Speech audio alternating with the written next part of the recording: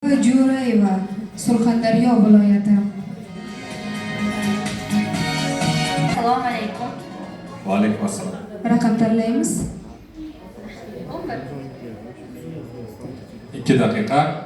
So'g'diyona romanida baland bo'yli, etsiz, jiddiy yuzli, yumshoq so'zi va shoshilmay qadam qo'yishi bilan ruhoniylarga mansubligini ta'kidlayotganday bo'lardi deya kimga ta'rif berilgan? Bilmadim. Keyingiga to'ray. Dorur rohat musulmonlari kitobida nozik hissiyotlar va ruhning tarjimoni insonlarga muloyimlik va yumshoqlik beradi deya nima aytilgan?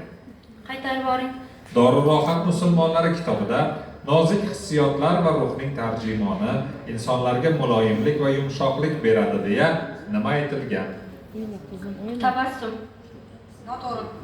Abu Rayhon Beruniy dunyoga mashhur Osorul Boqiya asarini yozganida necha yoshda edi? Osoru. Boqiya. Qaytarib boring.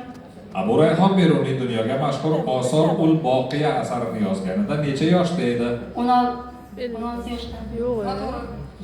Qo'rqma romaniga ko'ra, ta'limi o'lgan millatning buguni ham, kelajagi ham qullikdir degan so'zlar kimga tegishli? Qaytaring. Qo'rqma romaniga ko'ra, ta'limi o'lgan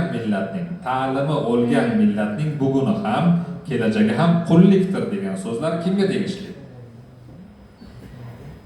Murodiga. Bu so'z tilimizda tanqis degan ma'noda qo'llanadi. Aslida esa uning ma'nosi suvi kam degani. Qaysi so'z? Qaytaring. Bu so'z tilimizda tanqis degan ma'noda qo'llanadi. Aslida esa uning ma'nosi suvi kam degani. Qaysi so'z? Tanqis. Zich. Xato. Bilmadim. Rahmat.